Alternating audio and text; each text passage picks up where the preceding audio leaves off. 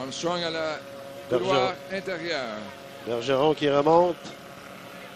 Et Léa Usyk qui ferme la marche. 15 secondes, alors on devrait avoir un départ sans problème. 10 secondes du départ.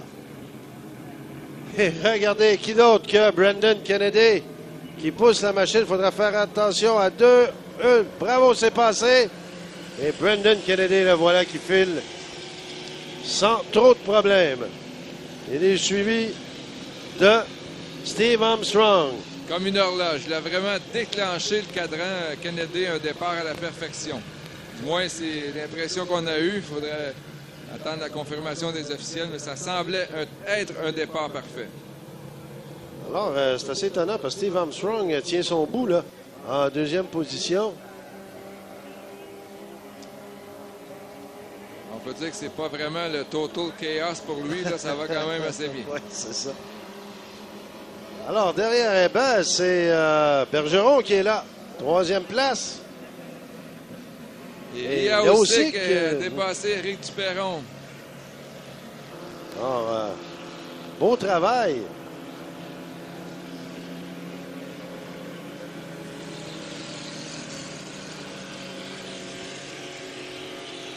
Et la régularité de Kennedy. Aïe, aïe, aïe.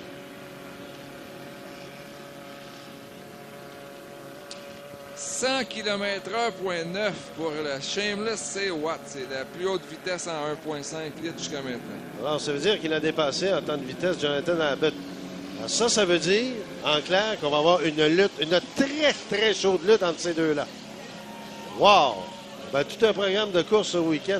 Tu l'avais prédit, tu l'avais écrit. Évidemment, avec tous ces jeunes-là, la qualité des pilotes, le nombre d'embarcations, ben, ça promet. Et on dit que c'est un jeune pilote, Brendan Kennedy, 18 ans, mais Jonathan Abbott, je ne sais même pas si quoi qu'il vient d'avoir 20 ans. Ça frise, oui. Mais c'est des gars qui ont tellement d'expérience malgré leur jeune âge. Abbott a commencé, lui, à l'âge de 8 ou 9 ans dans les hors-bords. Dans les petites galettes, oui.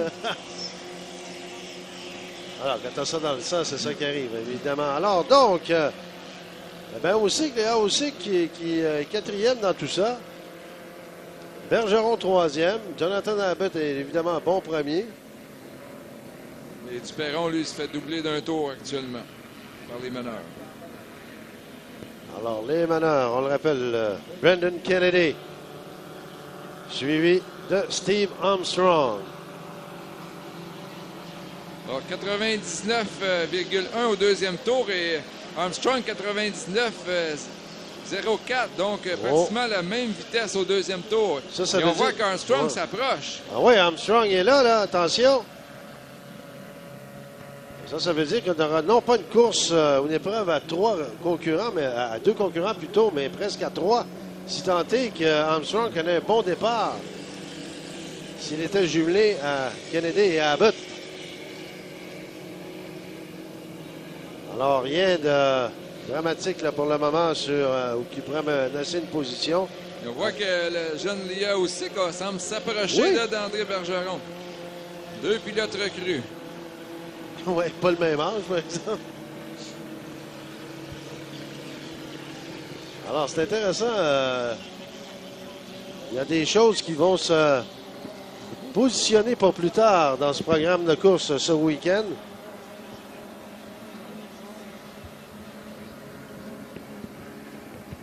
On est souvent les derniers mis au courant, Michel, mais là, on vient d'apprendre que c'est Darla Bergeron qui est dans le cockpit du Little Dream. Ah.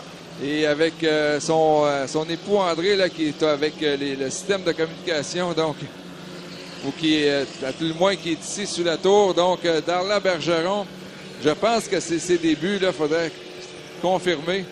Mais il semble faire aussi bien qu'André, actuellement en 3e position.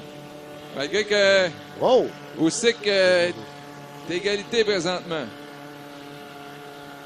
Et là, il semblait bien que Brendan Kennedy dépasse tout ce bon monde, là. Et c'est ça. Usyk est maintenant en 3e, alors que Darla Bergeron est maintenant 4e. Et là, Brendan Kennedy qui a des vitesses assez impressionnantes, merci. 101,8. Wow! Ouf! Et là, la pluie qui se rabat encore une fois sur les pauvres officiels.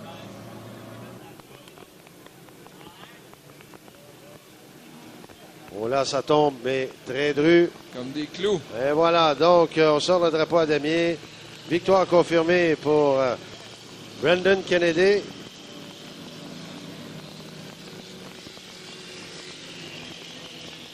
Et Steve Armstrong qui est deuxième. Et là, Léa Houssik et Darla Bergeron qui ont passé. Inutile de vous dire qu'on va avoir un délai. Et on va prendre ça avec un sourire, puisqu'on n'a pas le choix. Espérons que c'est pas juste un délai et non un déluge.